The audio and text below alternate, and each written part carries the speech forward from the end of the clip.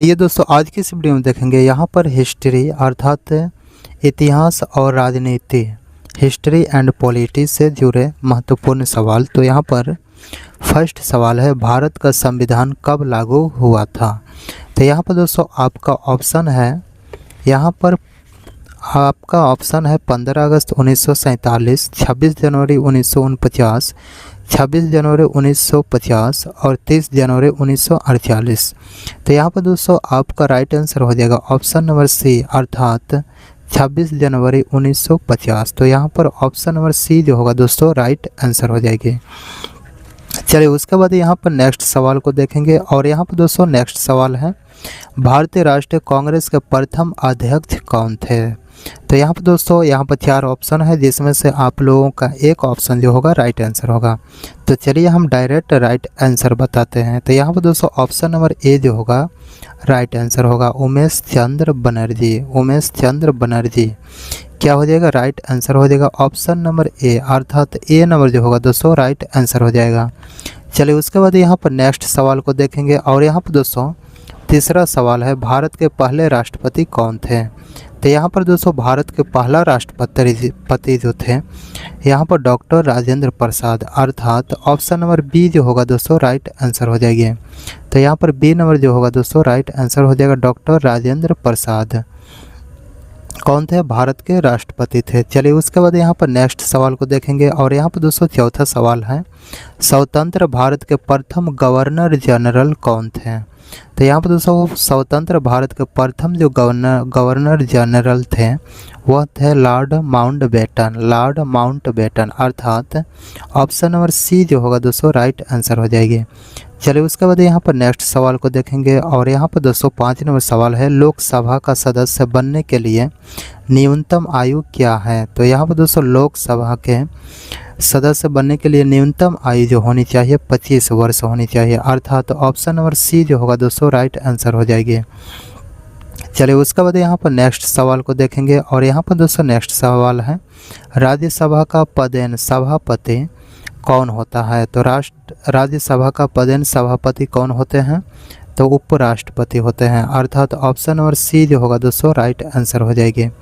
चलो उसके बाद यहाँ पर नेक्स्ट सवाल को देखेंगे और यहाँ पर दोस्तों नेक्स्ट सवाल है, यहाँ पर 7 नंबर, महात्मा गांधी ने असहयोग आंदोलन किस वर्ष शुरू किया था? तो यहाँ पर दोस्तों महात्मा गांधी ने असहयोग आंदोलन जो शुरू किया था वह किया था 1920 ईस्वी में अर्थात 1920 में। तो यहाँ पर ऑप्शन नंबर बी जो होगा दोस्तों ऑप्शन नंबर बी जो होगा क्या होगा? ऑप्शन नंबर बी जो होगा क्या होगा? क्वेश्चन का आंसर पता होगा वह कमेंट बॉक्स में ज़रूर बताइएगा कि आप लोग कितने क्वेश्चन का आंसर दे पाते हैं। चलिए उसके बाद यहाँ पर नेक्स्ट सवाल है, यहाँ पर प्रथम बौद्ध संगति कहाँ आयोजित की गई थी? अर्थात प्रथम बौद्ध संगति कहाँ पे आयोजित किया गया था?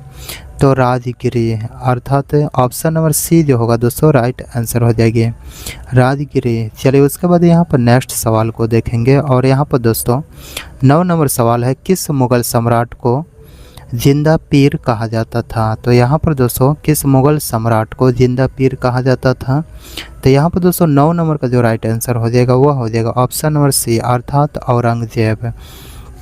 औरंगजेब को जिंदा पीर के नाम से अर्थात कहा जाता था। चलिए उसके बाद यहाँ पर नेक्स्ट सवाल को देखेंगे और यहाँ पर दोस्तों 10 नंबर सवाल है, भारतीय संविधान में मौलिक कर्तव्य किस देश के संविधान से लिए गए थे? तो यहाँ पर दोस्तों भारतीय संविधान में मौलिक कर्तव्य किस देश के संविधान से लिए गए थे?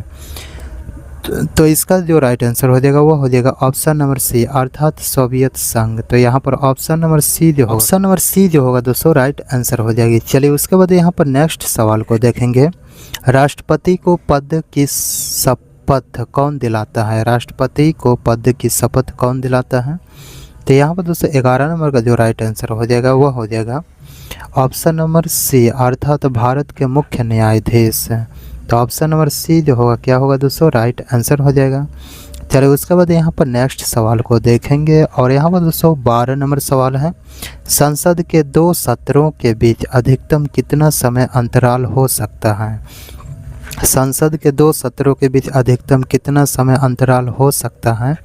तो यहाँ पर दोस्तों 12 नंबर जो सवाल है यह हो जाएगा क्या हो जाएगा 6 महीने, अर्थात ऑप्शन नंबर बी जो होगा क्या होगा राइट आंसर हो जाएगा।